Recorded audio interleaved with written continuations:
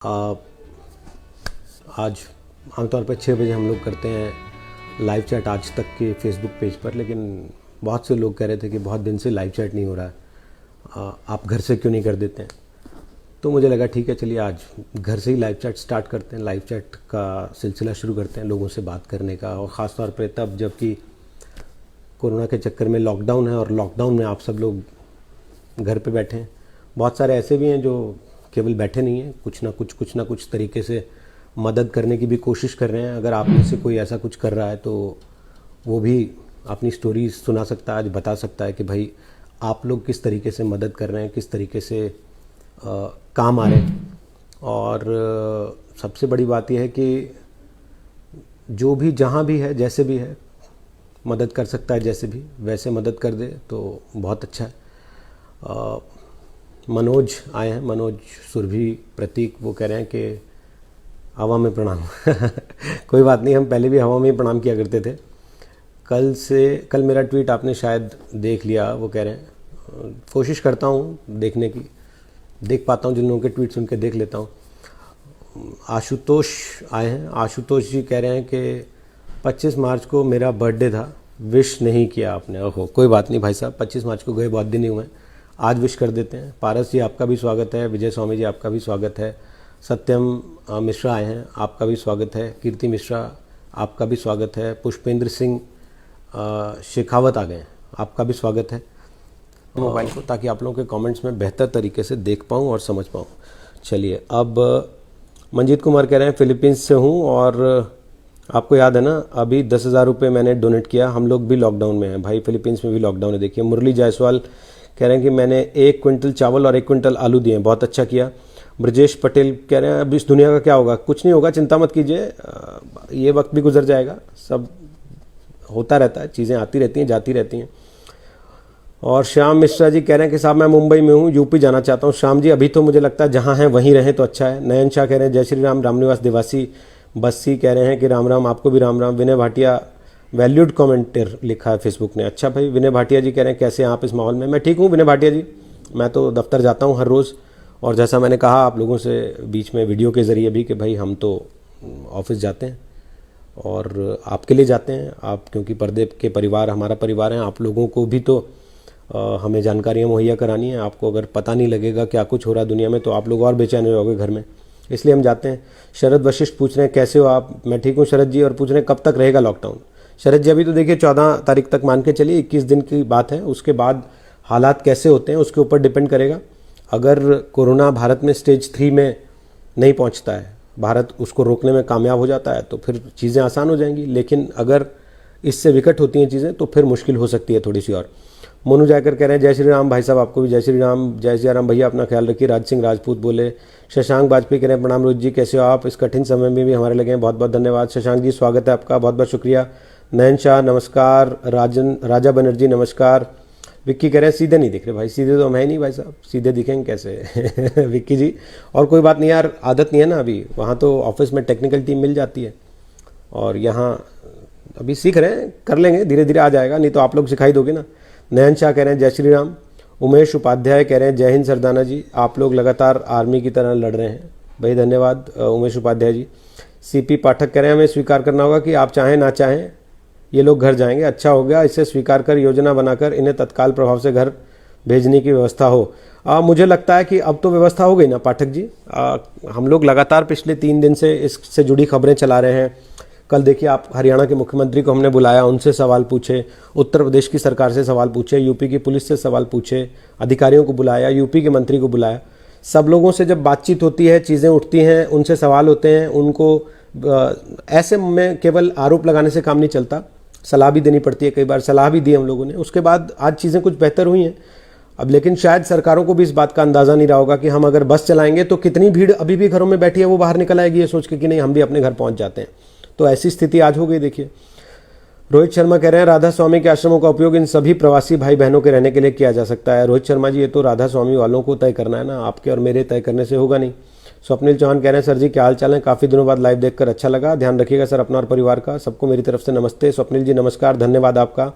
आशीष यदुवंशी पूछ रहे हैं कैसे हैं आप, सर मैं ठीक हूँ एकदम बढ़िया, उम्मीद है आप भी ठीक होंगे, अपना ख्याल रखिए। और बिट्टू शर्मा पूछ रहे हैं भाई किस किस सेलिब्रिटी ने कितना डोनेट किया, थोड़ा बताओ। अब देखो ऐसा है ना जी, सेलिब्रिटीज़ के डोनेशन का हिसाब किताब तो मैंने नहीं रखा है, लेकिन आज जो मैंने खबर पढ़ी वो थी टाटा ट्रस्ट की, जिन्होंने 500 करोड़ रुपए देने का ऐलान किया है। इसके अलावा अलग अलग संस्थान हैं जो कुछ ना कुछ तरीके से कार्रवाई कर रहे हैं, काम कर रहे हैं। सचिन तेंदुलकर को हमने देखा कल, उन्होंने 2 अलग अलग चेक्स दिए शायद, एक प्रधानमंत्री निधि में और एक मुख्यमंत्री राहत कोष में, जिसमें उन्होंने 25-25 लाख की मदद दी है। और मनोज सुरभि परीख, मनोज जी कह रहे हैं भाई मैं मनोज पारिक हूँ, सुरभि मेरी वाइफ का नाम है। क्या बात है भाई, साझा बैंक अकाउंट तो हमने देखा था, साझा फेसबुक अकाउंट पहली बार देख रहे हैं मनोज जी, स्वागत है आपका। संकर्षण पांडे कह रहे हैं रोहित जी अगर कभी रविश कुमार मिले तो एक थप्पड़ मारना। नहीं भाई साहब, मैं ऐसा नहीं कर पाऊंगा, सॉरी। ये आप मतलब कैसी कैसी डिमांड लेके आते हो यार। गो कोरोना गो सरदाना साहब। राम प्रसाद जी आप एक काम कर लो, चौराहे पर चले जाओ, वहाँ खड़े होकर बोलो, तो जो लोग ये अपने घर जा रहे हैं हो सकता है इनको कोरोना से बचाव हो जाए। फिर आप डिबेट में बहुत अच्छा करते हैं। विजय सागवाल जी कह रहे हैं बहुत बहुत धन्यवाद विजय जी। प्रकाश पंड्या बोल रहे हैं नमस्ते सरदाना सर। और राज सिंह राजपूत कह रहे हैं आप हमारे लाइफ के अहम भाग हो गए हो भैया, ऐसे ही हमसे जुड़ी रहेगा प्लीज़। राज सिंह जी बहुत बहुत धन्यवाद। देखिए जुड़ने के लिए तो आज घर से भी हम लोग आपको कनेक्ट कर रहे हैं ना यहाँ पे।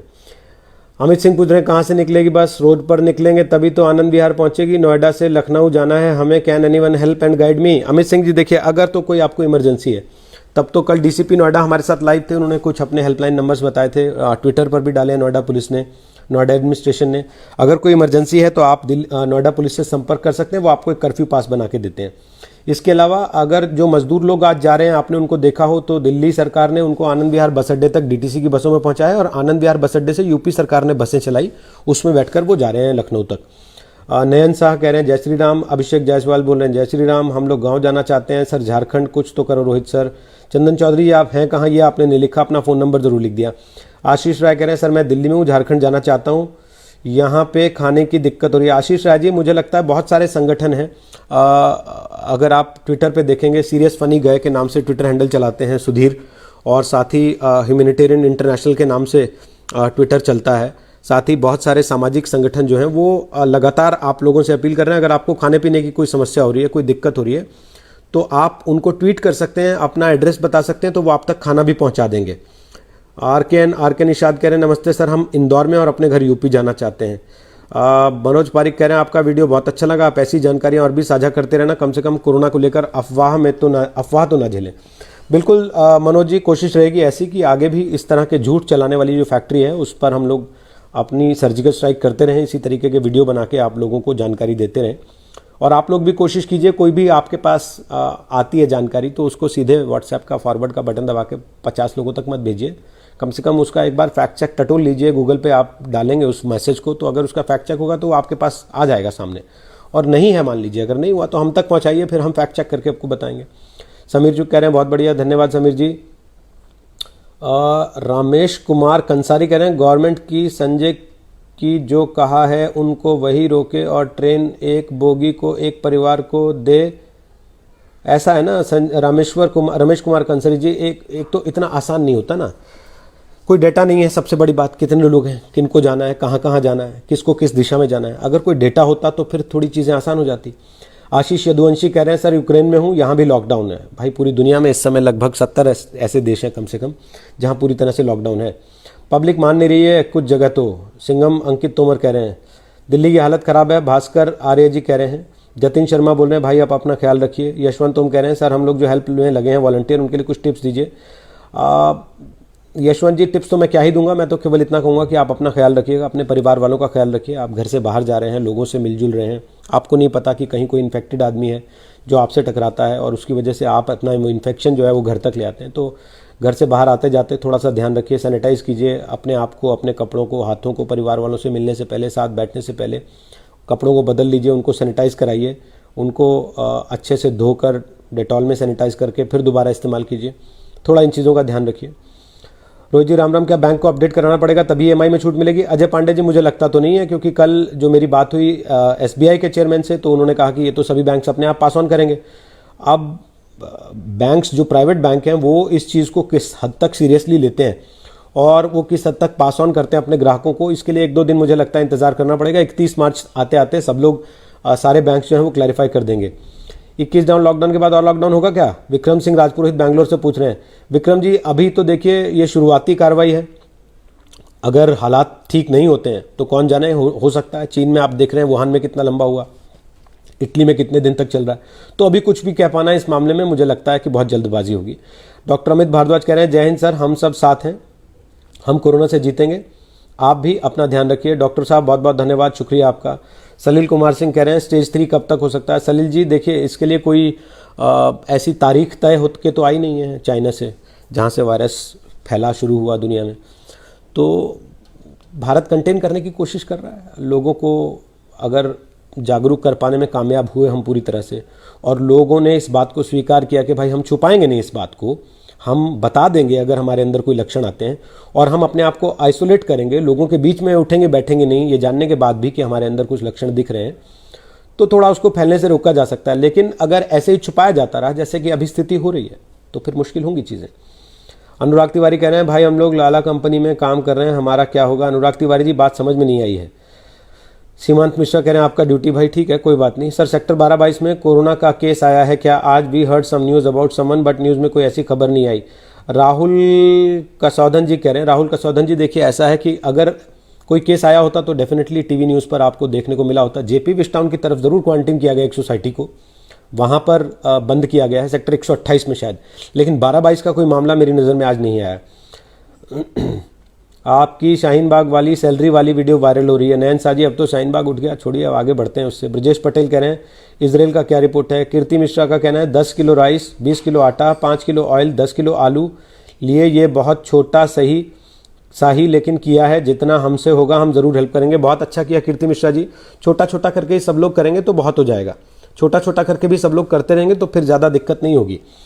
Brother government not taking help from volunteer. Sameer Anand ji देखिए क्या है ना, अभी की जो स्थिति है उसमें आप अगर समझ रहे हैं इसको, उसमें अगर लॉकडाउन कहा गया, लॉकडाउन का मतलब फिर वॉलंटियर्स भी तो घर पे ही रहेंगे ना, उनकी जान क्यों जोखिम में डाली जाएगी।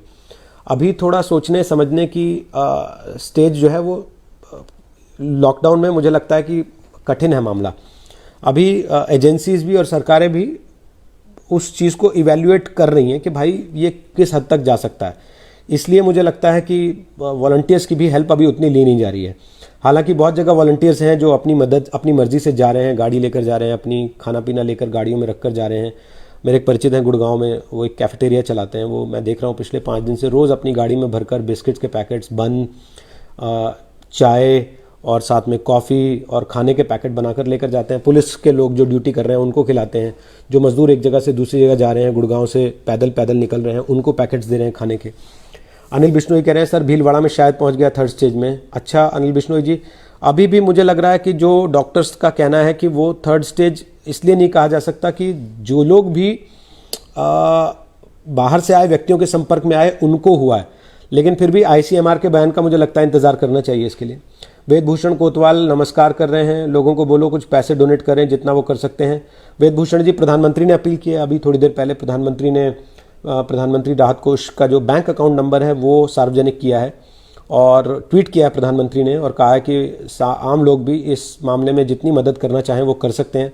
घर से मेडिकल मंगवा लीजिए अपनी पत्नी का, उनकी रिपोर्ट्स मंगाइए, फरीदाबाद पुलिस को दीजिए, वो आपको पास बनवा के आपके बनारस पहुंचने की व्यवस्था कैसे करेंगे। ट्रेन चल नहीं रही, बस चल नहीं रही, अगर आपके पास अपनी गाड़ी है तो मुझे उम्मीद है कि आप जा सकते हैं, तब आप पहुंच पाएंगे। चलिए आज के लिए इतना ही है, नमस्कार है, धन्यवाद है, बहुत बहुत शुक्रिया आप सबका आज देखने के लिए, लाइव चैट पे कनेक्ट होने के लिए। फिर किस दिन मौका बनेगा घर से तो फिर आपके साथ लाइव चैट करेंगे, तब तक अपना ख्याल रखिएगा।